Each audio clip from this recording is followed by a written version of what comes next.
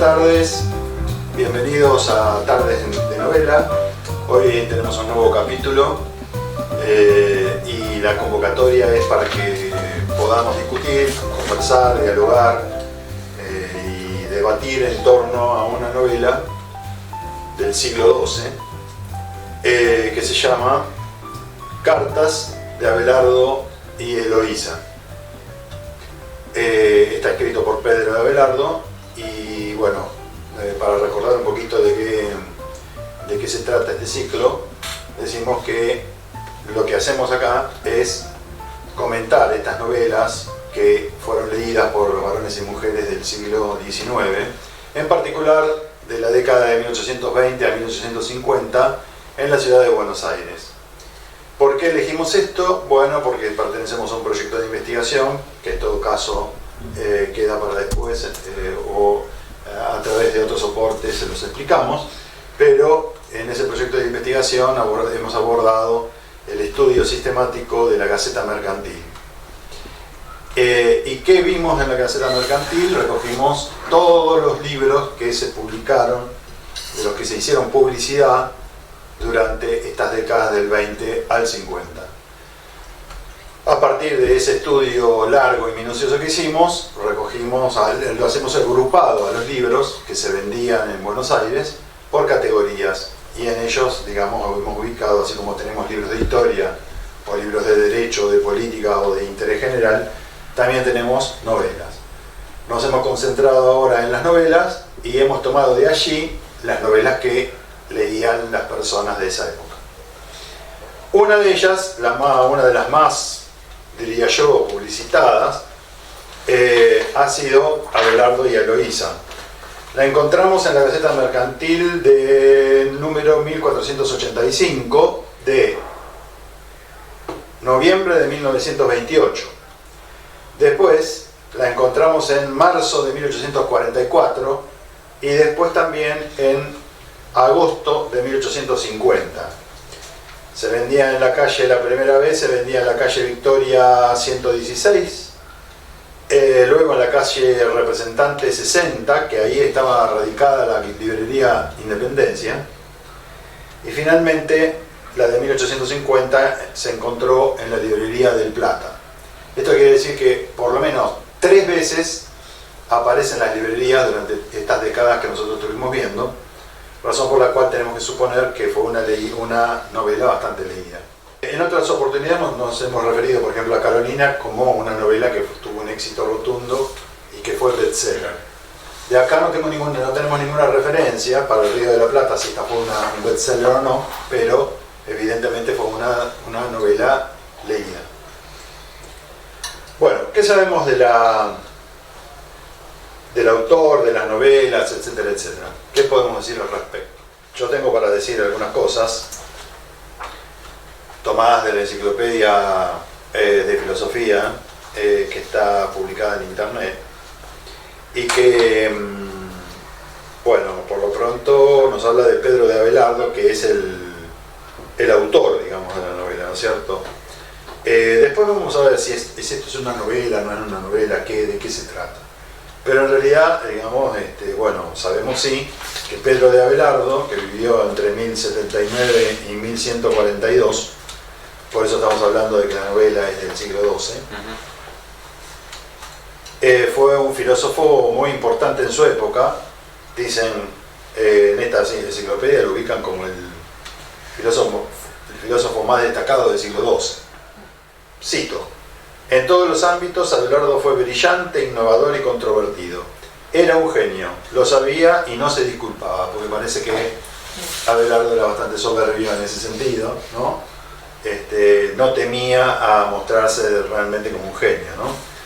Y fue el padre de una corriente que se llama nominalista o del nominalismo, que plantea que solo las palabras son universales, todo lo demás sería particular. Pongo un ejemplo muy sintético, muy simple, y no sé si es del todo pertinente, pero por lo menos hasta donde he leído lo puedo resumir así. ¿Cómo se plantearía esto de las palabras? Bueno, llevándolo a un caso más concreto, más terrenal, podemos decir, el hombre es una cosa universal, dicho así, el hombre.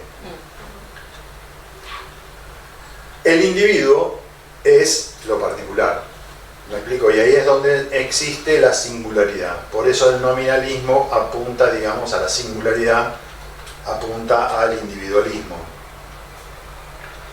Y esto es, en parte, lo que vamos a ver reflejado también, digamos, en las cartas. Bueno, hasta ahí el dato, digamos, los datos del autor. Los datos de Eloísa son un poco más difusas, se conoce bastante menos, pero se la señala en toda la literatura que pude más o menos husmear, se la señala como que tenía un desarrollo intelectual muy amplio y propio, digamos, desprendido o separado, digamos, de el desarrollo filosófico que pudo haber tenido el propio Abelardo. Bueno, se nota sin adelantarnos, pero se nota en su escritura esa independencia de pensamiento, exacto, esa facilidad para expresarse. Sí, ella evidentemente tenía, digamos, no sé si tanto por la personalidad, pero también por su educación. Había sido educada por, se supone que su tío. Que no era cualquier tío, que era un canónico, que eso para no la época era es importante. No era cualquiera, digamos. Era canónico de Notre Dame. No recuerdo ahora cómo se llamaba. Fulberto, bueno, teóricamente era el tío. Él la había educado y además después lo va a contratar a Abelardo para que sí, continúe con su educación, que es ahí donde se van a conocer entre ellos. Bueno,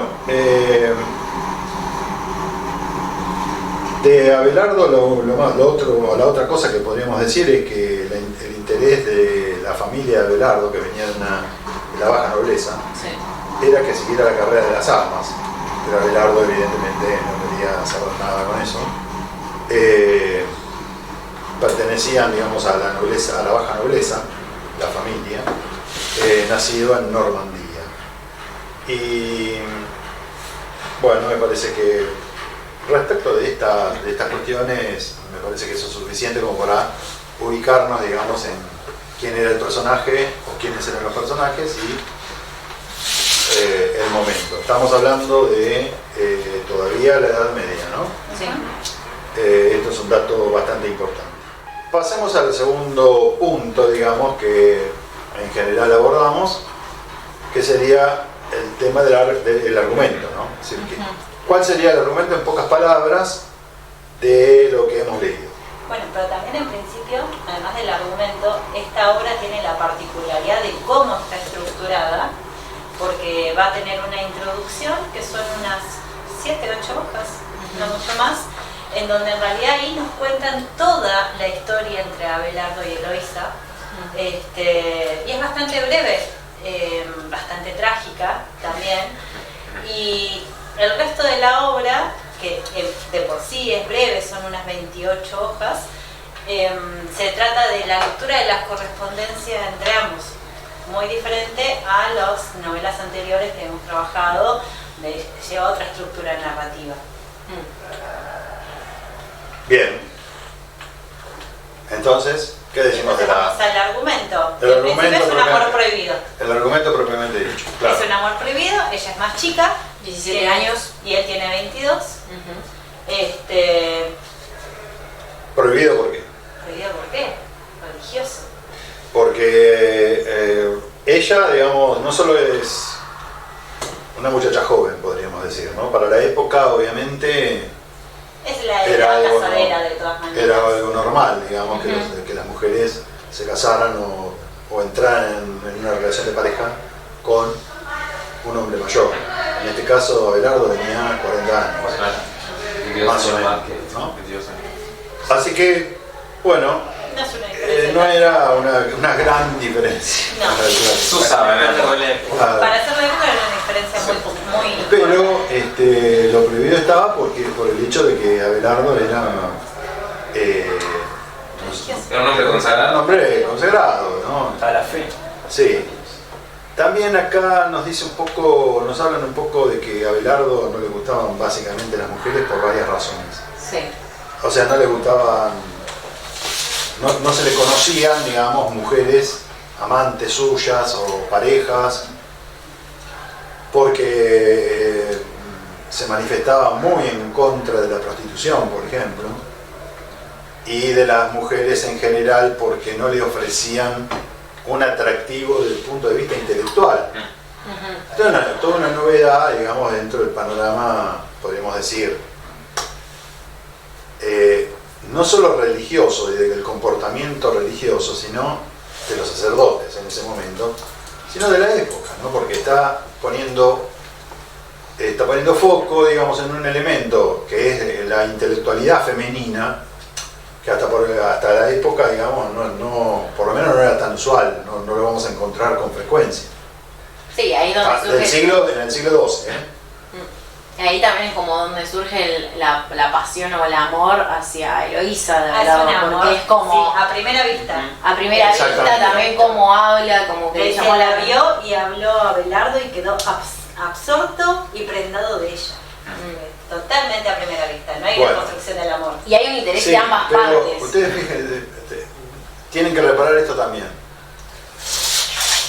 Cuando en la narración nos dice que él quería conocer a Eloísa por la fama que tenía. Por los dichos del tío. Claro, porque Eloísa ya tenía la fama, aparentemente bien ganada, de ser una mujer diferente.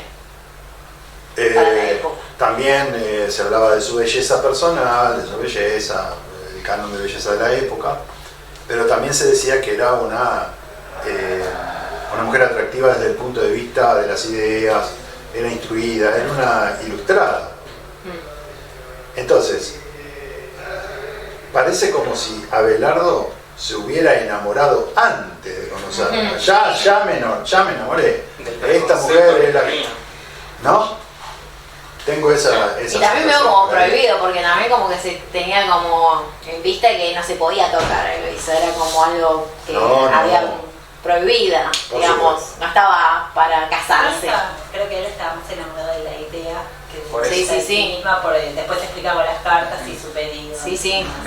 Después obviamente que una vez que llegan a enamorarse, la cosa va a cambiar, ¿no? Pero la cosa previa es también, digamos, como para pensar, ¿no? Es decir, el tipo de amor que se construyó o que emergía en ese momento, que se iba desarrollando, digamos, en la época.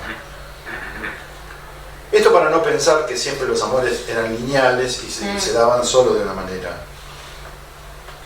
Bueno, lo que a partir de ese amor prohibido, para ser sencillo y terminar el spoileo rápidamente, después vamos a la parte más sustanciosa. Justamente por ser prohibido y haber quedado embarazada, Eloísa haber quedado embarazada, el tío comete la venganza, se venga, digamos, de Abelardo a través de una castración. Y esa castración es la que lo lleva a sentirse completamente disminuido y no verla más a Eloísa, ¿no? Sería un hecho, un amor completamente trágico, pero que también termina siendo un amor para siempre, porque está emparentado, algunos autores acá no estarían tanto de acuerdo, pero estaría emparentado, digamos, con el romanticismo, una corriente que todavía en el siglo XII no había aparecido, no existía, ¿me explico? Yo quería decir, yo lo quería plantear como que también el amor no es como el amor que veíamos en Atala, ese amor romántico, sino como un amor más libre, y es como novedoso para la época, porque cuando Eloísa queda embarazada, digamos, o encinta, como es el dicho de la época, también hay como, ella dice, no quiero que te cases por esto, sino que yo respeto que vos seas un filósofo. Porque que no... plantea que el matrimonio no tiene atractivo para un pensador. Claro. No tiene utilidad, que debe dedicarse al estudio. Entonces también como que se... Claro, un filósofo dedicándose a las cuestiones domésticas no encajaba, pero bueno, no encajaba por entonces y cualquiera podría decir, bueno, ahora tampoco. ¿O no? Porque digo, bueno, alguien completamente libre e independiente dice, no, mira, a mí la vida doméstica, tanto para ella como para él, que digan una cosa así sería una cosa relativamente usual, digamos, o aceptable. Claro, podemos empatizar completamente. Exacto. Claro, pero como que nos brinda esta novela otro tipo de amor, que no es el romántico, sino como un amor más libre, podría decirse. Claro, como un amor más... No, bueno, ya que estamos ahí, voy a citarles un parrafito porque esto viene a cuento de lo que les iba a leer, ¿no? Les voy a leer un parrafito que es de un autor muy conocido que escribió un libro que se llama La transformación de la intimidad, sexualidad, amor y erotismo en las sociedades modernas. Estuvo publicado por Ediciones Cátedra en 2024, pero el libro es de 1990, o sea que tiene ya unos cuantos años. Dice Anthony Giddens, sociólogo inglés: el amor romántico que comenzó a hacerse notar a partir de finales del siglo XVIII en adelante introdujo un elemento novelesco dentro de la vida individual, una fórmula que difundía radicalmente la reflexividad del amor sublime. La narración de una historia es uno de los significados del término romance, novela. Esta historia quedaba individualizada ahora, insertando al yo y al otro en una narrativa personal, que no incluía una referencia particular a un proceso social más amplio. O sea que se quedaba ahí. No era la sociedad, es nuestro amor.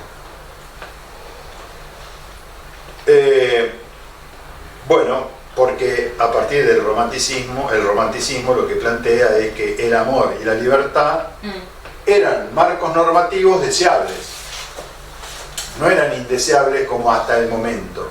El romanticismo dice, no, el amor y la libertad pueden ir tomados de la mano y son marcos normativos deseables.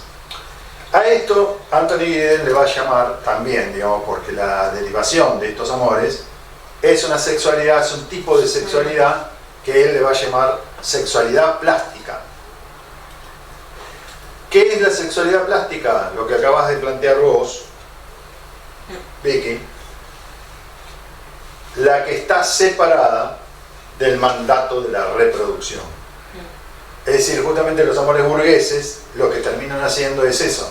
Si la burguesía trae como consecuencia, diría él, La reproducción. Que la reproducción va por un lado y el placer sexual va por otro. Y lo podemos separar. Sí. Y el romanticismo lo que va a decir es legitimo esa posición. Legitimo esto que ya se empieza a ver. Por eso, en el caso de Eloísa, esto ya se plantea, yo diría, muy tempranamente, ¿no? No hace falta esperar hasta el siglo XVIII para ver que esto ocurría. Se daba. Es decir, Eloísa plantea eso. Sí, totalmente. Bueno, a ver algo también. Sí, una atracción mutua. Hay una atracción mutua, hay una... Que no se contenía, como en los casos anteriores que vimos, sino que se da rienda suelta, ¿no? No, se libera la pasión. Claro. Sí. Y aparte, como que también se juega mucho con el amante, con lo que se dice en París, o sea, como las canciones que se hicieron, como que todo el tiempo está eso, como que de alguna manera le da como un plus al romance, como que eso lo prohibido, de lo prohibido. Por eso también el castigo, Belardo. Y el castigo fue muy simbólico. Claro, Porque era traición, la traición. Específicamente De hecho, a sus mismos, los mismos hombres que fueron a llevar el castigo, le aplicaron la ley del talión a dos de ellos, tres. Sí. Bueno, al propio Fulberto. Exacto. El propio Fulberto termina siendo, digamos, también castrado, Sí. justamente por haber sido el ideólogo, digamos, de la venganza. Cuando todo estaba tranquilo. No estaba tranquilo nada. Estaban ahí ideando la venganza. Sí, igual muy extremo, porque al fin y al cabo ellos se casaron. Sí. Prácticamente en secreto, o de una forma muy discreta en realidad, pero se casaron. No es que rompieron con las normas al entregarse a sus pasiones antes del matrimonio, pero después intentando rectificar esta falta que había tenido con Eloísa, deciden casarse, que de hecho él la convence, pensando que con esto iban a aliviar todo el daño que Fulberto decía que le habían hecho, y ni siquiera con eso alcanzó. La traición se vio mucho. No, había que, de alguna manera había que reparar el honor de ella, el honor de la familia, el honor del propio Fulberto. Lo que pasa es que esto termina siendo muy controvertido por varios motivos, ¿no? Pero lo primero es que el asunto de la venganza era una cosa perfectamente usual de la época, era como aceptable, digamos, bueno, cometiste esta macana, tenés que pagarlo.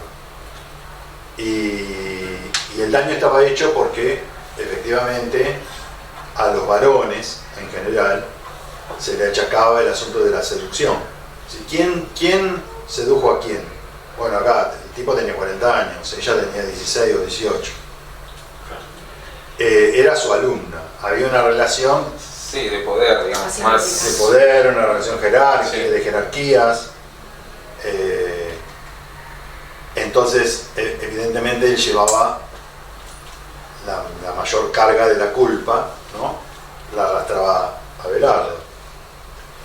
Y ella se podía presentar casi como una víctima. Pero el problema acá es que ella no acepta esa victimización. No solo que no la acepta, sino que escribe, ¿no? E irrumpe en escena con una fuerza tremenda, con palabras. Las palabras de Eloísa Impresionante. son... Impresionante.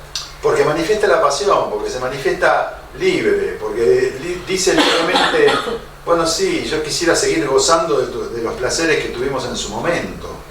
Decir una cosa así, digamos, era una cosa bastante fuerte. Rompe esquema total. Y me parece ¿Qué que mensajito de WhatsApp? Una carta en prosa de 4 hojas.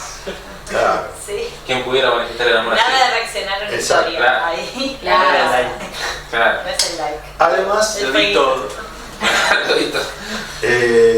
está radicalmente fuera de lugar hoy, digamos, cartas de este estilo, ¿no? Claro. Las cartas.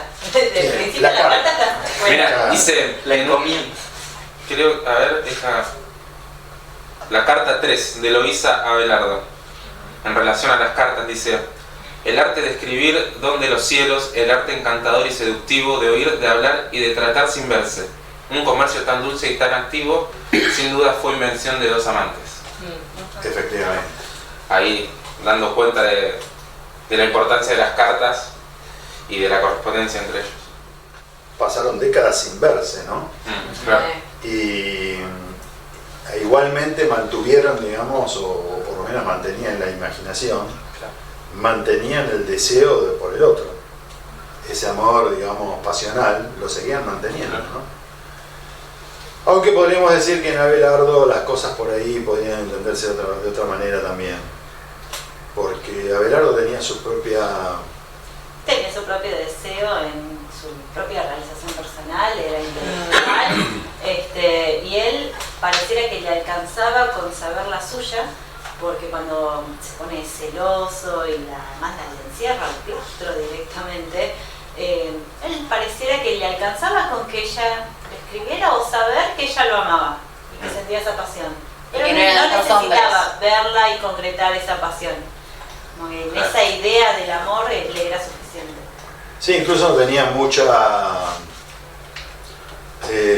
digamos, no necesitaba un contacto permanente, como si lo necesitaba ella. Y él le pide reiteradas Porque veces, no él- nos escribimos más. Sí. Y es ella la Es que... ella Ni la se te ocurra, le dice Eloísa. No me vas a bloquear. Ni se te ocurra. Y ahí también hay un dejo de reproche, porque Eloísa le dice en algún momento, bueno, me vas a privar también de verte o de las cartas, cuando en realidad me hiciste padecer. Me sedujiste, me metiste en todo este bardo. Me encerraste en este lugar que es una tumba, Me que es metiste acá adentro. oscuro. Me querés obligar a amar a Dios cuando Dios sos mi Dios Exacto, prácticamente. exacto. Hay un par de... Ahí había una cosa demasiado... Dale, ponete las pilas, mirá lo que me hiciste. No, ahí hay un reclamo concreto, ¿no? Y este asunto del reclamo la ubica como una mujer, diría yo, la está pintando como una mujer excepcional. Muy firme. Está bueno ver también cómo se mezcla también lo que es la religión con el tema de la sexualidad de ellos, que por un lado tienen, las cartas son profundamente religiosas, como esto, yo te amo a vos pero vos sos mi Dios, y por ahí Abelardo diciendo, no, bueno, Amá a Dios, no ama a Dios, claro, no me ames a mí, pero a la vez también el sentido del castigo, es una penitencia lo que reciben, y ella también, porque meterla en un convento era castidad. Claro. Y también es un castigo por amarlo a él más que a Dios, por no aceptar la voluntad de Dios. Sí, ahí está, ese es otro de los puntos raros, por decirlo así, que raro que para nosotros no suena raro, no era tan raro en el sentido de que evidentemente la religión tiene un peso tan grande porque tiene un dejo de rebelión, digamos, también para con Dios, ¿no? Sí, en su fe, en su creencia, dice, bueno, estoy dudando de que Dios, porque Dios nos está haciendo todo esto, dice la... Es voluntario. Claro. Sí, además en el historial de Abelardo está, bueno, la escritura de manuscritos, cuestionando un poco la Santísima Trinidad, toda esta movida de la escolástica, y bueno, lo trataron de hereje, le quemaron el manuscrito, entonces como tiene también un trasfondo, a pesar de que hay mucho más de fondo, tiene este trasfondo medio político-religioso que está. Totalmente. Sí, porque Sí, con la acá esta es una cosa que por ahí, no sé si la entendemos bien, pero la vida de estas personas estaban imbuidas de todo, del conjunto, digamos, era político, era religioso, era personal, digamos, estaba atravesado por todo, por todos los aspectos de lo que podría ser la vida en comunidad. Y por eso no es raro que hayan metido todo esto en las cartas, ¿no? Hay otros elementos, como por ejemplo la mentira. También aparece acá, vimos en las novelas anteriores cómo la gente miente. Lo voy a dejar en un paréntesis porque esta es una cuestión que merecería ser abordada con más profundidad. Bueno, no se le da mucha importancia a la muerte, a la muerte del bebé, porque de hecho lo tiene y muere al mes. Y me llamó la atención que en sus cartas, pues la idea de maternidad prácticamente está... No aparece. No aparece. No hay un dolor por parte de ella, un duelo. No se nombra a este niño que al fin y al cabo nació. Y eso también me pareció bastante raro. Hay una escena, ¿no? Cuando él vuelve, está caminando por una aldea y ve una familia, ¿no? Y que se ve a la familia, ve a una madre con sus hijos, cómo los besa, cómo los cuida, y dice, uy, ¿quién pudiera ser? Me encantaría ser un ganadero también para vivir esa vida. Creo que por ahí, por ese lado también está esa nostalgia de lo que pudo haber sido. Tiene una añoranza en eso, sí. Sí. Quizás en ella, las cartas de ella no hay... No, ella no. Ella, bueno, lo quiere a él. Claro, sí. Bueno, sí.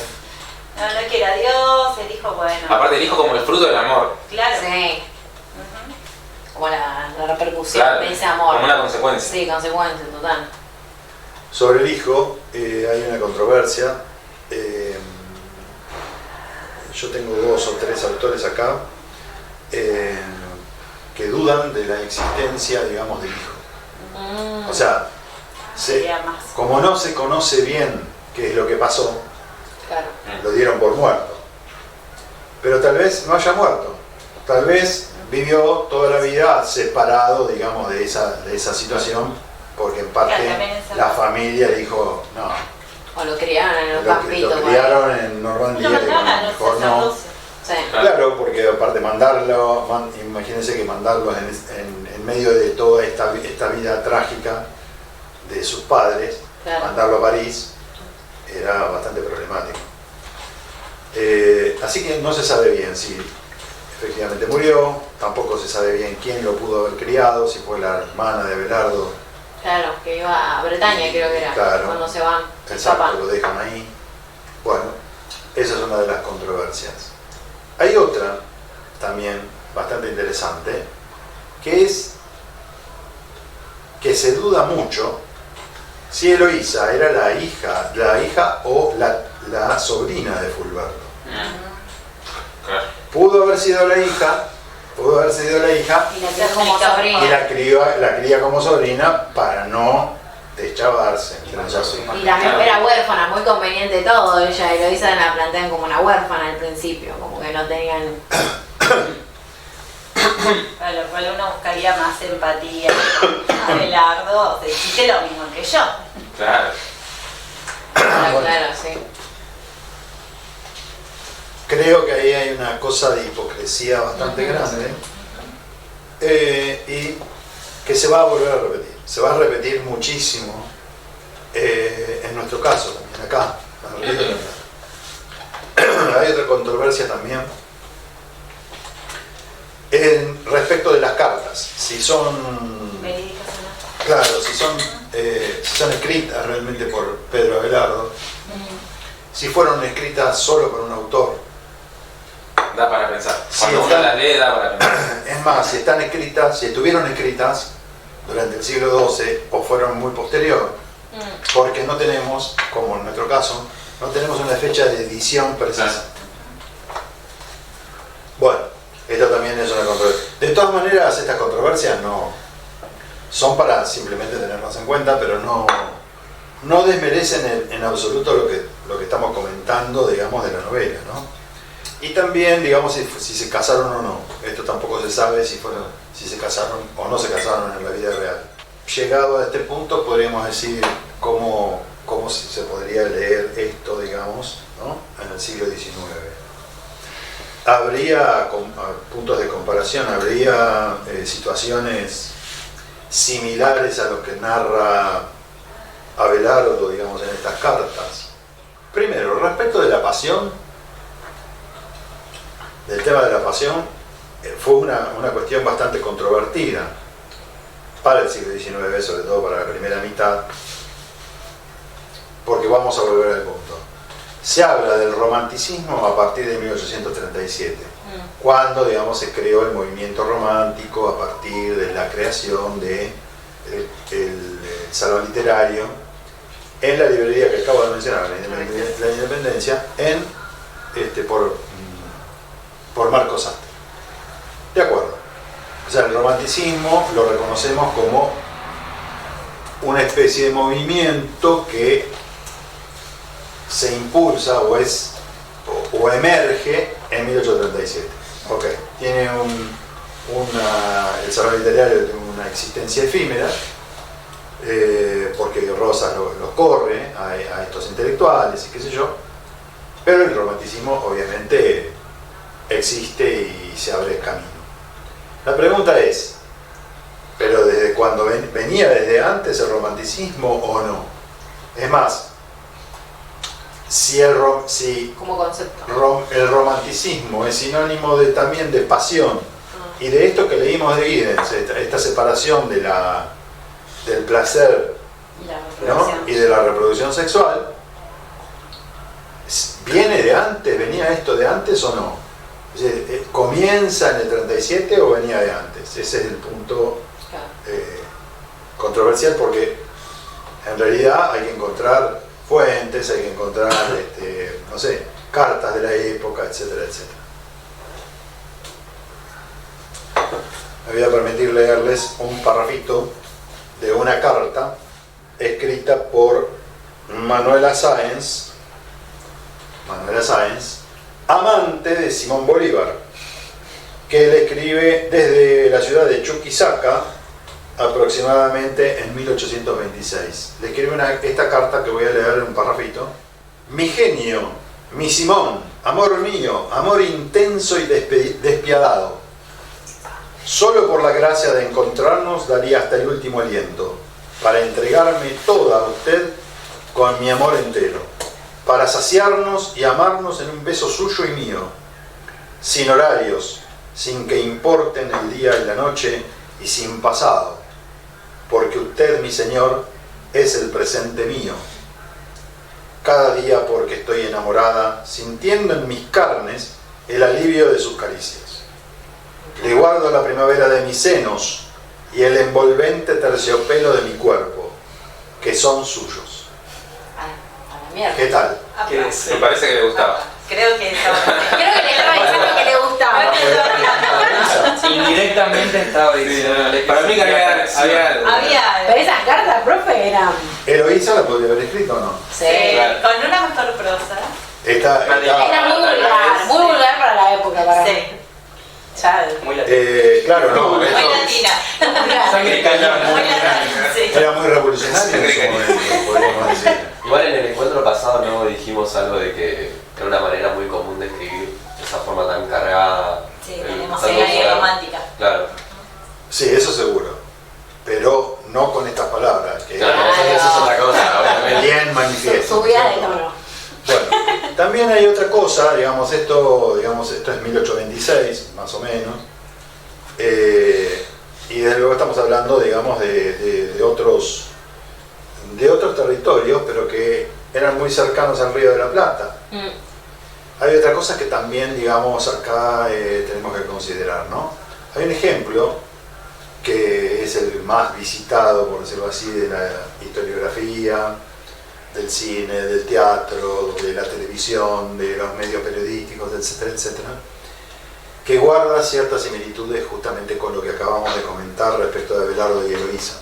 Es la novelita de Camila y el cura, Ladislao Gutiérrez.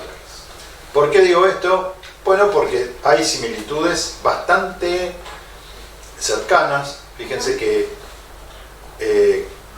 Camila era la hija de una familia bastante acomodada, el padre era médico, si no recuerdo mal. Venía de una larga familia asentada en el Río de la Plata, de origen, venía de las Islas Británicas. O'Gorman, el apellido O'Gorman era un apellido que había... Peso en la época. Un apellido de peso en la época. El apellido de peso de la época, no por el originario, digamos, el O'Gorman original, que había venido aparentemente corrido, digamos, de Irlanda, y se asienta, digamos, acá en Buenos Aires, junto con su mujer, que era de origen francesa, y parece que con una personalidad bastante fuerte, ¿no? Muy atractiva, y además con varios amantes. Dicho todo esto, el O'Gorman anduvo se sospechaba, ¿viste?, que había andado en distintos lugares, que no se sabía si trabajaba para la revolución o en contra de la revolución, así que digamos que se fue. Tuvo varios hijos. Uno de esos hijos es el padre de Camila, médico. A ella le decían la Perichona, despectivamente. Había sido el amante de Liniers. Todo esto se sabe, digamos, se conoce. Nunca se había separado de O'Gorman, quiero decir. Era amante de Liniers. Liniers vivía prácticamente en la calle de la Perichona. Bueno, con el tiempo eso se supo y fue Vox Populi. Camila se había criado, digamos, en un ambiente bastante laxo. Se cuenta de ella un montón de cosas. Lo cuenta Beruti en Memorias de un viejo, por ejemplo, como Camila solía pasearse sola por el centro de la ciudad visitando las librerías, porque era una ávida lectora. Tenía aproximadamente 15, 16 años cuando el cura Gutiérrez viene a una de las parroquias de Buenos Aires, que era la parroquia del Socorro, y se hace el párroco. Y ahí Camila frecuentaba, digamos, el lugar. Nada mejor que para los sacerdotes, ¿no? Cazar las blancas palomitas, que obviamente el púlpito y el confesionario. Esto siempre ha sido así, digamos, para los sacerdotes, y es bien conocida, digamos, que los sacerdotes siempre tuvieron amantes, tuvieron mancebas, etcétera, etcétera. Bueno, señalo todo esto por lo siguiente. En el caso de Gutiérrez, obviamente que también ahí hay una jerarquía y hay una situación de poder. La sedujo a Camila, porque de Gutiérrez no se sabía muy bien si estaba muy convencido, digamos, de los votos que había tomado. En realidad parece que quería hacer otra cosa. Y la sedujo y, bueno, tuvieron una relación de amantes hasta que ella queda embarazada. Obviamente van a huir, preparan todas las huidas, huyen, etcétera, etcétera, y la mano de la justicia, digamos, llegó. Rosas los manda a buscar, bueno, y después viene todo el asunto del fusilamiento y demás. Ahí intervienen un montón de gentes en el juicio, no en el juicio, sino en las instancias previas al fusilamiento. Interviene Manuelita Rosas, la hija, digamos, de Rosa, que era muy amiga de Camila. Yo leí una de las cartas, que están acá en el archivo, una de las cartas de Manuelita que dice: ya intercedí con Tatita era el Juan Manuel, y Es con la que espero se que... Inglaterra, No, esta es... sí, cuando marchan al exilio, sí. Y en esta carta Manuelita le dice a Camila: intercedí por vos, espero que surta efecto. No surtió efecto ninguno, y de paso le decía: te mando unos regalitos, esto y lo otro, qué sé yo, y el piano para que te mantengas activa. Bueno, interviene Manuelita, interviene el padre O'Gorman, que le echa tierra a Camila, dice: sí, porque todos son culpables, pero bueno, sálvamela, no la maten. Tampoco Tampoco para tanto. Los exiliados, digamos, contrarios, opositores a Rosas, que dicen: bueno, esto se sabía que iba a pasar, porque esto es justamente en el clima de Rosas, de la inmoralidad que ha planteado Rosas, esto tenía que pasar. Lo cual tampoco agregaba nada a favor de los... No los ayudaron para nada. Para nada, porque Rosa que iba a decir: sí, mira. yo voy acumulando todo esto, yo veo todo esto, Tomando después voy a nota. tomar nota, voy a hacer lo que quiera yo, que es efectivamente lo que hizo, ¿no? Y después también tenía la voz de la iglesia. Entonces, la iglesia, ¿qué iba a decir? Y yo no lo conocía, este tipo, cuando lo nombré. ¿Qué va a decir el deán de Buenos Aires, el deán de la Catedral de Buenos Aires? ¿Qué va a decir? Y yo no lo nombré, lo nombró el obispo. El obispo Medrano, que el obispo Medrano tendría, no sé, ya estaba bastante cagá. Iba a decir avanzado en edad, porque pensaba No, que... estaba avanzado en edad y cagá. Una cosa es estar avanzado en edad y otra cosa es estar cagá, ¿no? Una cosa no quita la otra. Un plus. Entonces, Cosas llevando al otro. ese cura hace un informe y dice: bueno, yo no tengo nada que ver, no lo conocíamos, que verdadero desastre, ¿no? Hay que caerle con todo. El cura. ¿Quién era el cura? Francisco del Hortondo. El Hortondo, Ali lo conoce perfectamente porque lo hemos visto en las fuentes de archivo. El Hortondo era uno de los informantes que certificaba, digamos, que los estudiantes de abogacía y de medicina eran buenos federales y qué sé yo. Pero no le alcanzaba con decir: bueno, este es un buen federal, sino que escribía unas cartas enormes hablando, digamos, de lo brillante, excelente, culto, etcétera, que era Juan Manuel de Rosas, y de la bestialidad, lo asqueroso, lo inmundo, lo salvaje, etcétera, etcétera, que eran los unitarios. No hacía falta nada de todo eso, pero bueno, el Hortondo era un alcahuete, perdón de la palabra, De primera regla. era de primerísimo. Ahora, todo este cuentito es para decirles que el Hortondo vivía con una amante Amancebamiento. No lo amancebada. ¿Qué Plot Es más, Plot twist. se le llamaba en ese entonces con un término que cayó en desuso, Almacenamiento. ¿no? Ni Relaciones amancebamiento. ilícitas. Ah. Barragana, la barragana del cura. Se la conocía así como la barragana del cura, que era la acompañante. Amante. Al mismo tiempo era la ama de llaves, ¿no es cierto? Y otra vez la hipocresía, porque además el Hortondo adopta a una huérfana. La huérfana. Con la sangre de él.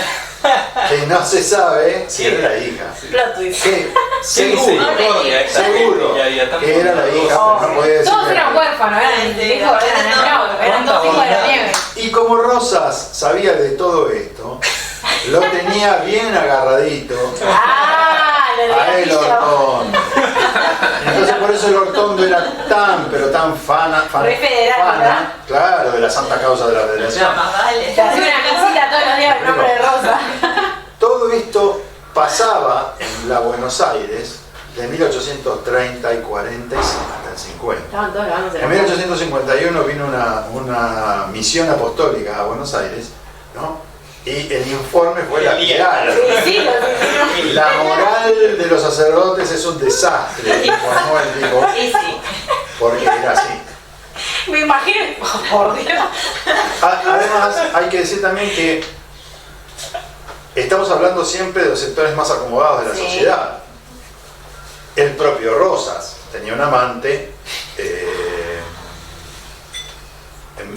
María Eugenia Castro, la hija del coronel Castro, que había fallecido hacía unas décadas. Sí, si no tenías una amante en la época no eras cool, ¿eh?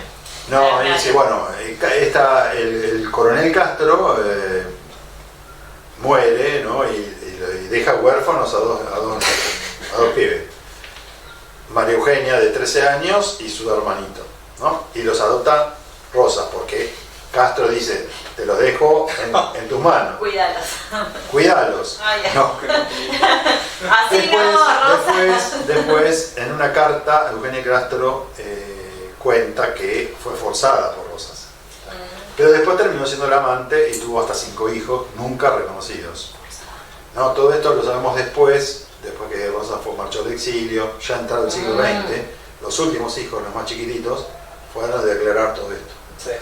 E iniciaron una causa, lo sabemos porque hicieron una causa para cobrar los bienes de Rosas, para heredar. Claro, lo que quedó. Exacto, no le iban a heredar poco, ¿no? Sí, no, Bueno. nada. Entonces, como vemos, digamos, estamos hablando obviamente de los sectores más altos de la sociedad, pero estamos viendo todo esto. O sea, lo que nos podía, digamos, transmitir las cartas de Abelardo y Eloísa, lo vemos en la práctica, digamos, en la Buenos Aires de mediados del siglo XIX para atrás. Y está demostrando, digamos, este asunto de la separación del placer sexual de la reproducción. Y está mostrando también un amor romántico anterior a el romanticismo del 37. ¿No? Y también la novela puede ser como una bajada de línea, como bueno, si haces esto te pasa esto. O sea, dentro de la sociedad se puede leer la novela.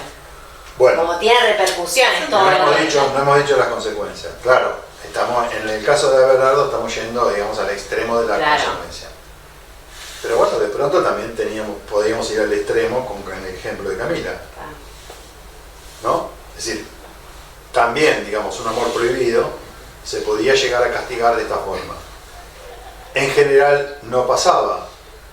Ya vamos a ver en otros encuentros cómo estos amores prohibidos también, digamos, circularon en otros sectores de la sociedad, no solamente en los sectores más altos, sino también en la plebe urbana, también ocurrió, y también en la plebe rural, de la cual conocemos bastante menos, pero hay algún conocimiento sobre estos asuntos, ¿no?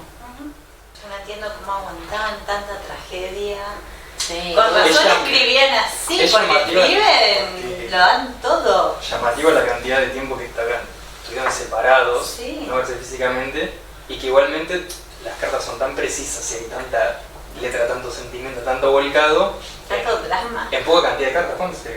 5 eran. Sí, porque son 25 hojas más o menos, Por eso, 27, sí, no es mucho. 5 cartas distribuidas en 20 años sin por verse. Y la cómo última estaba respuesta así. de Loíza, Sí, como cómo muy estaba todo todavía tan mágico. vivo. Lo que está publicado acá, entiendo, No es había como si fuese una compilación referida específicamente a las cuestiones del amor, digamos, entre ellos. Porque hubo más cartas, Ah, hubo muchas más cartas entre ellos, Sí, porque pero que se alejan, digamos, de estas cartas de La pasión. personales, en donde transmiten su amor, sino que son más cartas de tipo filosófico, porque justamente de cómo conocemos que ellos dos se comunicaban, digamos, por otros temas, a través de esas otras cartas que no están publicadas acá en esta edición. Porque lo que tenemos que decir es que nosotros estamos tomando ediciones que en su momento, digamos, fueron las traducciones que Claro. se publicaron en la fecha que yo les dije al principio de todo. Y que las resumían, es decir, mejor dicho, compilaban de acuerdo a una temática. Para hacerla más corta, porque a lo mejor si pudiéramos acceder a todas las cartas de Abelardo y Eloísa, a lo mejor son 400 páginas, ¿me explico? En cambio acá tenemos lo que se agrupó, digamos, para hacer esto de una novela. Esto de una novela, ahora caemos en otra controversia. ¿Es una novela o no es una novela? ¿Es una ficción o no es una ficción? ¿No? Bueno, yo pienso que hay bastante de ficción en estos escritos de todas maneras. Aunque hayan existido Abelardo y Eloísa, aunque se hayan escrito entre ellos, hayan intercambiado estas cartas, de todas maneras hay un elemento ficcional que desde mi punto de vista está presente. Y también si vos decís que hay un recorte de las cartas, también es como que se eligieron las cartas. No es como que hay una Claro, son estas, las que referidas a este tema son estas, porque por lo que he leído, sabemos que hay más, pero no están acá. Están publicadas por otro lado, no sé cómo las habrán reunido. ¿Me explico? Bueno, a mí me parece bastante interesante esta novela. ¿No? Sí. Sí. Pero la parte más interesante es la introducción. Sí. Cuando Sí, cuentan en sí todo. Cuando cuenta toda la historia. Sí. Que es breve, digamos, son unas páginas breves. 8 hojas, nada. Son 8 hojas. Pasa de todo en esas 8 hojas. Todo. Es como ¡guau! Todo. Ocurren No tuvieron un montón de un cosas, respiro. sí. ¿Dejamos acá? Vamos acá. Acá y nos volvemos a encontrar con más cartas. La próxima nos vamos a encontrar con más cartas, sí. Las cartas de la reina Witinia a su hermana. Exactamente. Lo único que vamos a decir es que, bueno, ya le dimos la fecha para reunirnos la próxima. En este caso las cartas de la reina Witinia son más largas, así que vamos a tener que tomarnos un poco más de tiempo. No ponemos la fecha porque quien nos esté mirando o escuchando tiene que saber que nosotros hacemos todo esto en el medio de un candombe de actividades. Claro, porque tenemos muchas actividades. Vamos a Chaco. No solamente damos clases, sino que hacemos muchas otras cosas. Así que no vamos a poner la fecha. Pero lo único que tenemos que saber de estas cartas, y acá también un interés extra, es que Vitina fue la tercera esposa de Fernando VII. Muy, diría yo, para usar un término bastante de moda, invisibilizada por la historia. Sí. No conocemos prácticamente nada de Vitina, no porque no haya nada escrito, sino porque por ahí no terminaba siendo interesante para la historia que nosotros estamos acostumbrados a dar. Pero esto no quiere decir que no haya existido. Y además, las cartas hay que leerlas, que son muy buenas para analizarlas. Bueno, Hasta la próxima. Nos vemos. ¿eso es todo? Listo. Hasta la próxima. Chau, Nos vemos. chis. Adiós.